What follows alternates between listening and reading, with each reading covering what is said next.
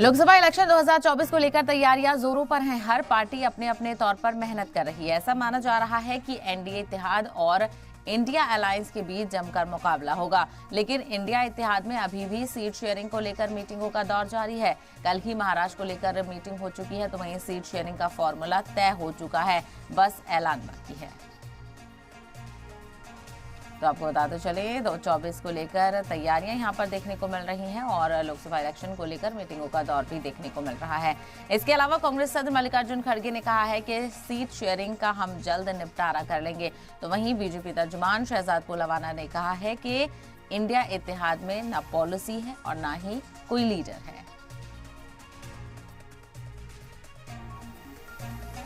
कर रहे हैं और हमारे लोग भी जिस जगह जो पूछना है वो हमारी कमेटी जाके पूछ रही है, तो वो जल्द से जल्द निपटा लेंगे।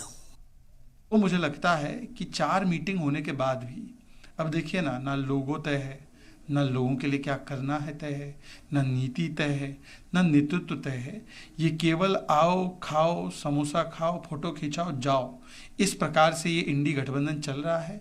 मिशन विशन देश के लिए कोई स्पष्ट नहीं है, केवल अपने एम्बिशन और अपने कन्फ्यूजन और कॉन्ट्रडिक्शन में ये इंडी गठबंधन काम कर रहा है और इसी का एक प्रमाण है।